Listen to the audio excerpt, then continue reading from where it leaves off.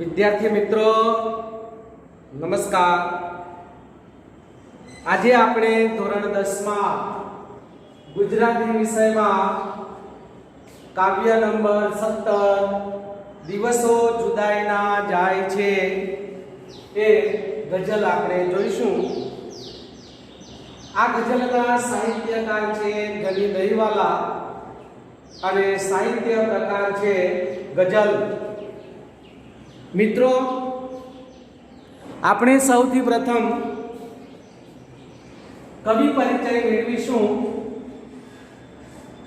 કવિ અબ્દુલ ગની દહીવાલા એમનું મૂળ નામ છે અને તેઓ ગની દહીવાલા થી ઓળખાય છે। એમનો જન્મ સુરતમાં 17/8/1908 ના રોજ થયો હતો અને તેમનું મૃત્યુ 5/3/1987 ના રોજ એ થયું હતું। આવા આપણા ગુજરાતી સાહિત્યના ગઝલકાર અબ્દુલ ગની દહીવાલા એ જાજુ ભણ્યા નહોતા, પણ આપ સૂઝથી તેમણે એ ગઝલોનું નિર્માણ કરેલું છે। એમણે ગુજરાતી સાહિત્યમાં ગઝલ કાવ્ય પ્રકારને એમણે ખેડેલો છે।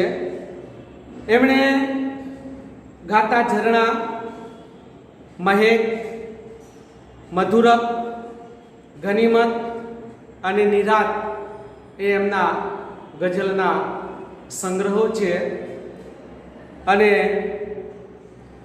જશ્ને શહાદત તેમની હિન્દીમાં લખેલી નૃત્ય નાટિકા છે। પહેલો માળ તેમની ત્રિઅંકી નાટક છે। એટલે ગઝલ એ ઉર્દુ ફારસી સાહિત્યનો પ્રકાર છે અને એમાં બબે કાવ્ય પંક્તિ અને ગઝલમાં એ પંક્તિને શેર કહેવામાં આવે છે। એ શેર રજૂ થયેલા છે અને દરેક શેરમાં અહીંયા જુદો જુદો ભાવ એ વ્યક્ત થયેલો આપણે જોઈ શકીએ છીએ। આપણા સાહિત્યમાં એ ઘણી બધી ગઝલો એ અમર પણ બનેલી છે, એમાંની આ એક છે। એમાં આપણે 9મા ધોરણમાં પણ એક ગઝલ જોઈ ગયા હતા કે રસ્તો નહીં મળે તો રસ્તો કરી જવાના, થોડા મનમાં અમે મૂંઝાઈને મરી જવાના। આ પણ એક ગઝલ છે। બીજી ગઝલ પણ તમને કહું છું, લોકપ્રિય બનેલી ગઝલ, ખોબો ભરીને અમે એટલું હસ્યા, ખોબો ભરીને અમે એટલું હસ્યા કે કૂવો ભરીને અમે રોઈ પડ્યા। આ જીવનની કેટલીક વાસ્તવિકતાઓ એ ગઝલમાં એ રજૂ થયેલી હોય છે। આ ગઝલમાં પણ દિવસો જુદાઈના જાય છે એ ગઝલમાં પણ કવિ કહે છે કે આજે અમારા દિવસો ભલે જુદાઈના જાય પણ એ મિલન સુધી પહોંચશે। સાથે સાથે જીવનની કેટલીક વાસ્તવિકતાઓને એ રજૂ કરેલી છે આમાં, અને સાથે સાથે છેલ્લે એમણે મૃત્યુ સુધી લાવીને આ ગઝલને અટકાવી છે। તો આ ગઝલના દરેક શેરમાં કવિ શું કહેવા માંગે છે એના વિશે આપણે જોઈએ। જો અહીંયા પ્રથમ પંક્તિમાં કહ્યું છે, દિવસો જુદાઈના જાય છે એ જશે જરૂર મિલન સુધી, મારો હાથ ઝાલીને લઈ જશે હવે શત્રુઓ જ સ્વજન સુધી। જો અહીંયા કવિ પ્રથમ પંક્તિમાં જ આ વિયોગની જે મનસ્થિતિ છે, જુદાઈની જે મનસ્થિતિ છે એની અહીંયા રજૂઆત કરેલી છે કે અત્યારે મારા દિવસો એ જુદાઈના, વિયોગના, વિરહના એ પસાર થઈ રહ્યા છે, પરંતુ કવિ કહે છે કે મને આશા છે કે એ જરૂર આ વિયોગના દિવસો મને મિલન સુધી મારાથી છૂટા પડેલા સ્નેહીજનો છે એમના વિયોગથી એ મને મિલન સુધી એ મને ચોક્કસ કે લઈ જશે એવી તેમને આશા છે. આ ઉપરાંત કવિ કહે છે કે મારો હાથ ઝાલીને લઈ જશે મને શત્રુઓ જ સ્વજન સુધી. મારો હાથ પકડીને ઝાલીને એટલે કે પકડીને મારો હાથ ઝાલીને આ શત્રુઓ જ મારા દુશ્મનો જ મારા સ્વજન સુધી એ કે મને લઈ જશે એવી કવિને આશા છે. કવિ આગળ કહે છે કે ન ધરા સુધી ન ગગન સુધી ન ઉન્નતિ ન પતન સુધી અહીં આપણે તો જવું હતું ફક્ત એકમેકના મન સુધી. જો અહીંયા કવિ કહે છે કે મારે ધરતી સુધી નથી જવું, મારે ઊંચે આકાશ સુધી નથી જવું, મારે જીવનમાં ઉન્નતિ તરફ પણ નથી જવું અને પતન તરફ પણ પડતી તરફ પણ મારે જવું નથી, પરંતુ આપણે તો કે જવાનું છે એકમેકના મન સુધી. કહેવાનું તાત્પર્ય એ છે કે આપણે નથી ગગન તરફ જવું, આકાશ તરફ જવું, કે નથી ધરતી સુધી પ્રસરવું, મારે કે ઉન્નતિ એ નથી કરવી, કે મારે પડતી એ તરફ પણ નથી જવું, પરંતુ મારે તો ફક્ત જવું છે એકમેકના મન સુધી. એટલે કે એકબીજાના દિલમાં કે વસવાનું છે, એકબીજાના દિલમાં વસવું છે. પ્રેમથી એકબીજાના દિલમાં વસવું એ જ આપણા જીવનનું, એ જ આપણા જીવનની એ મહત્વનો નિર્ણય છે. આપણા જીવનનું એ જ સાર્થકતા છે કે આપણે એકબીજાના દિલમાં વસવાનું છે. અને એકબીજાના દિલમાં ક્યારે વસી શકાય? એકબીજાના સુખ દુઃખમાં સાથીદાર રહીએ ત્યારે. એટલે કવિ કહે છે કે મારે તો એકબીજાના દિલમાં વસવું છે. આગળ કવિ કહે છે કે તમે રાતના છો રતન સમાન મળો અશ્રુ ધૂળમાં, જો રજ કબૂલો આટલી તો હૃદયથી જાઓ નયન સુધી. જો આ શેરમાં કવિ કહે છે કે તમે રાતના છો રતન સમાન, તમે રાત ગરીબના રતન સમાન છો, અને એ અશ્રુઓ એ આંસુઓ તમે ધૂળમાં મળશો નહીં, તમે વ્યર્થ જશો નહીં. આંસુ તમે વ્યર્થ જશો નહીં. મારી તો એટલી જ અરજ છે કે હૃદયથી જાઓ નયન સુધી, હૃદયથી જાઓ નયન સુધી, આંખ સુધી જાઓ. કહેવાનો મતલબ એ છે કે આપણે તો સૌ રાખના રતન સમાન છીએ, અને રાખ એટલે ગરીબ, ગરીબના રતન સમાન છીએ. એ અશ્રુઓ તમે ધૂળમાં મળશો નહીં, વ્યર્થ જશો નહીં. મારે તો એટલું જ કરવાનું છે કે કોઈના આંસુ લૂછવા છે. કહેવાનો મતલબ કે આ જગતમાં અનેક ગરીબ, રાંક, દુઃખી માણસો રહેતા હોય છે, અશ્રુઓ પાડતા હોય, દુઃખી હોય છે. તો હૃદયમાં આવા વ્યક્તિઓ પ્રત્યે સૌ પ્રથમ આપણને દયાભાવ જન્મે છે. પણ એટલો દયાભાવ જન્મે ને એટલેથી કામ નથી પતતું. હૃદયમાં દયાભાવ પ્રગટે અને એને નયન સુધી જવાનું કહે છે. દયાભાવ પ્રગટે હૃદયમાં તો આપણને શું થાય? એના દુઃખ, એની મુશ્કેલી દૂર કરવાનું આપણને ઈચ્છા થાય. એટલે એને નયન સુધી જાઓ, એની આંખ સુધી જાઓ, એટલે કે એના આંસુને લૂછો. અને આંસુ લૂછવા એટલે કે એના દુઃખ દૂર કરવા. રૂઢિપ્રયોગ છે આંસુ લૂછવા, દુઃખ દૂર કરવા. કોઈના તમે દુઃખ જુઓ, કોઈની તમે વ્યથા જુઓ, કોઈની તમે પીડા જુઓ, તો તમારા હૃદયમાં કે દયા પ્રગટે છે. અને એના નયન સુધી જવાનું કહે છે કે એના જે વ્યથા છે, પીડા છે, એમાં મદદરૂપ થાવ. એના આંસુ લૂછો, એના દુઃખને દૂર કરો, દૂર કરવામાં મદદરૂપ થાવ. અને આમે આ જગતમાં અનેક દુઃખી અને પીડિત લોકો વસતા હોય છે. અને એથી તો કહેવાયું છે કે કોઈના જીવનમાં આંસુ લાવવા સહેલા છે, પણ આંસુને સૂકવવા એ ખૂબ અઘરા છે. આંસુને સૂકવવા ખૂબ અઘરા છે.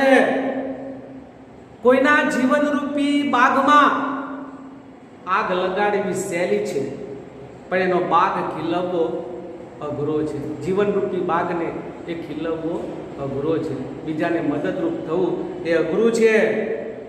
અને આથી તો એક કવિએ પણ કહેલું છે ને કે પીડિતો અને દુઃખી લોકોના દુઃખ જગતમાં આવ્યા છે તો પૂજ્યો, એમના બને તો થોડા ઘણા દુઃખોય દૂર કરજો. કવિએ કહ્યું છે ને કે પરમેશ્વર તો પહેલું પૂછશે.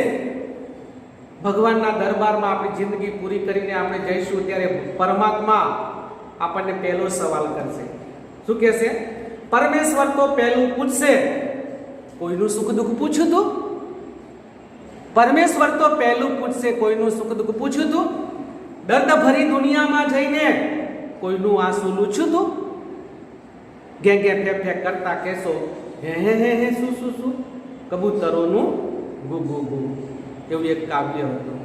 એટલે કે આ જગતમાં આવીને આપણે પરમાત્મા પાસે જઈશું ત્યારે પરમાત્મા આપણને પહેલો એક પ્રશ્ન પૂછશે કે મેં તમને આ જગતમાં મોકલ્યા હતા, આ દર્દભરી દુનિયામાં તમને મોકલ્યા હતા, તમે કોઈના ગરીબના દુઃખીના આંસુ લૂછ્યા હતા, એમના દુઃખ દૂર કર્યા હતા?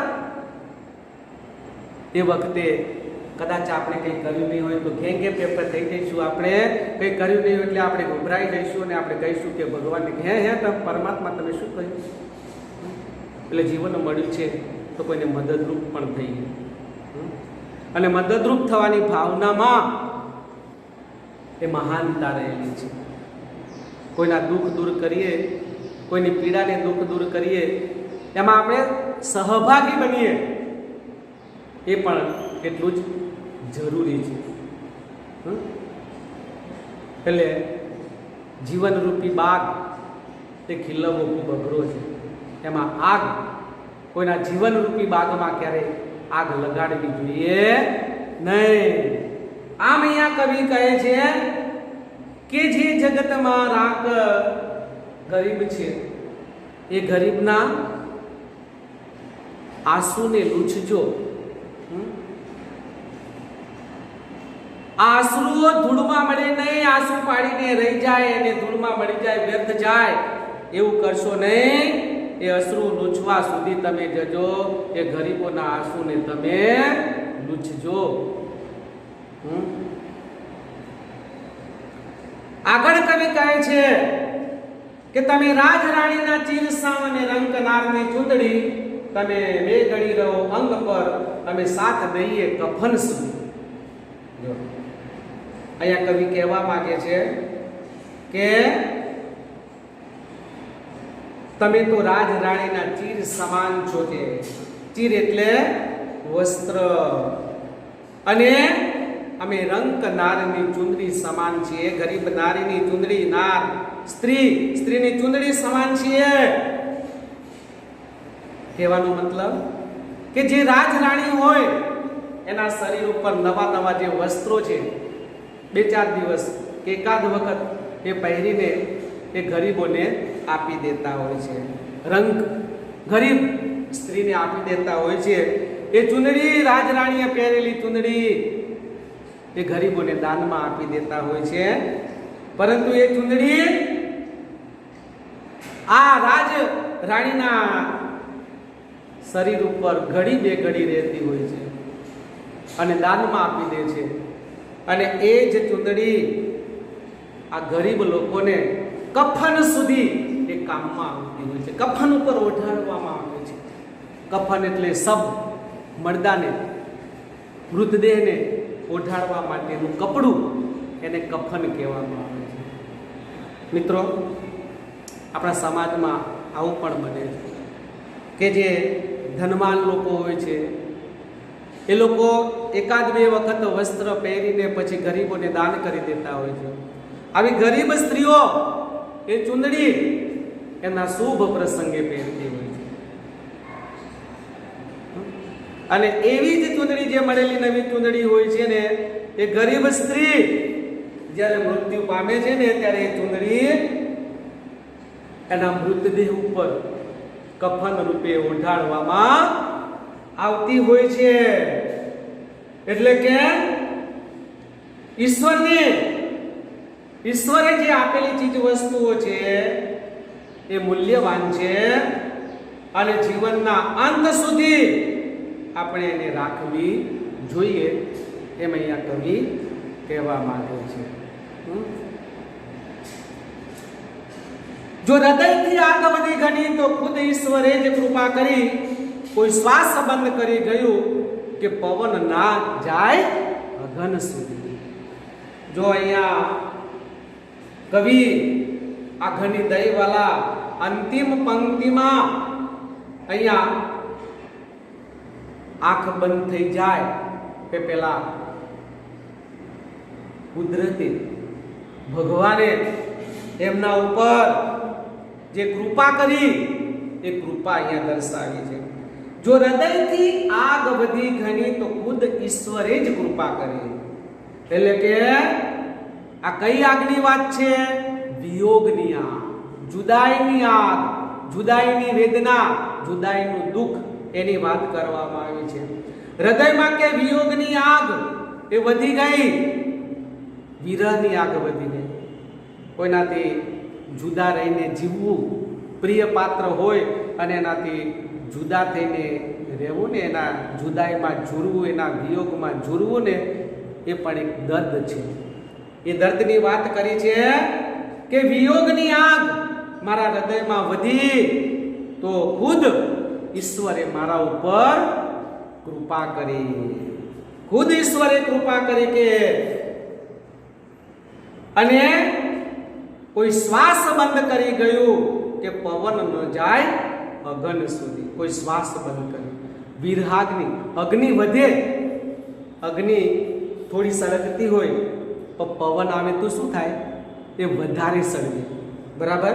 એ પવન આવે તો વધારે સળગે, પણ એને હોલવી નાખવામાં આવે તો એ આગળ સળગી શકે નહીં. એટલે કવિ અહીંયા કહે છે કે આ વિરહની આગ મારા હૃદયમાં વધી, પરંતુ પરમાત્માએ કૃપા કરી. કઈ કૃપા કરી?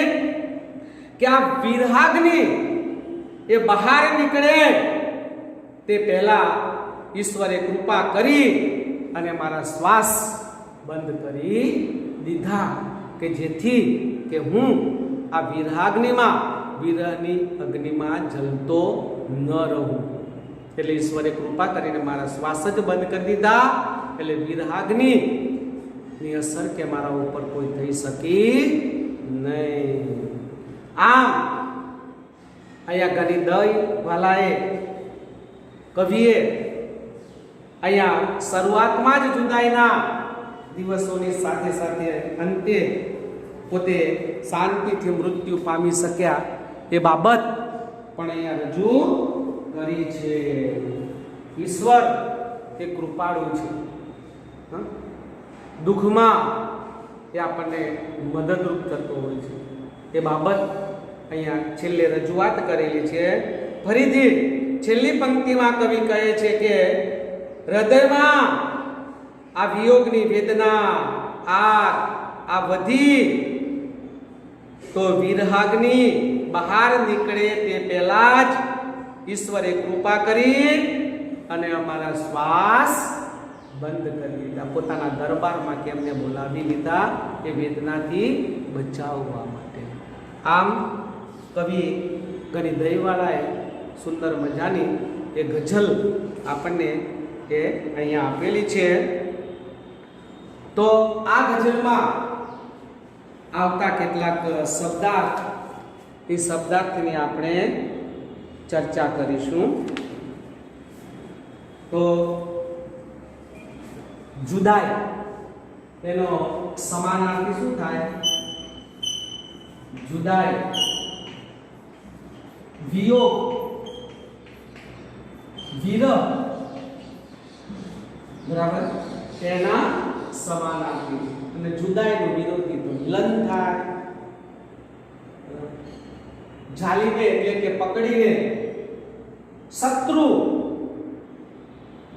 વિરોધી મિત્ર, અને શત્રુનું સમાનાર્થી દુશ્મન. વપુ પણ, બરાબર.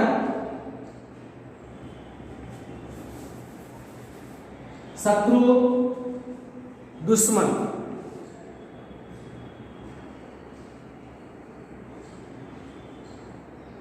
ધરા, ધરતી, વસુંધરા, વસુધા, આ બધા ધરણી, આ બધા એના સમાનાર્થી છે.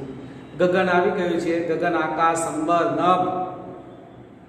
ઉન્નતિ, વિરોધી અવનતિ. ઉન્નતિનું વિરોધી શું થશે?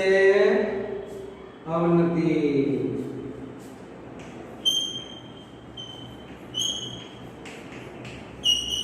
અવનતિ. રંગનો ધનવાન, ધરાનું વિરોધી ગગન.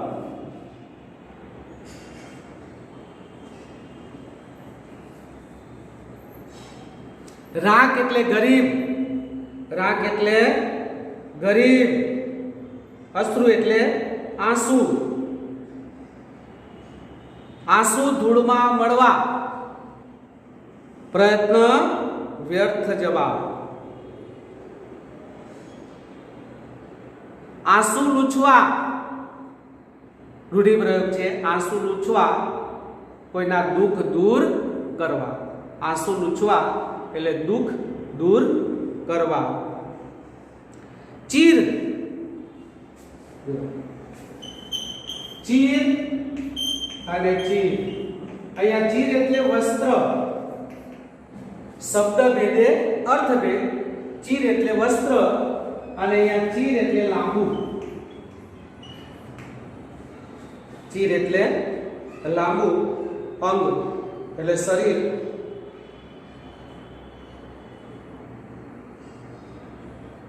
સબને ઓઢાડવા માટેનું કપડું, મૃતદેહને ઢાંકવા માટેનું કપડું, ઓઢાડવા માટેનું કપડું, એને શું કહેવાય?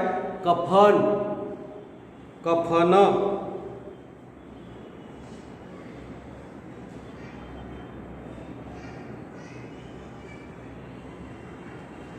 તો મિત્રો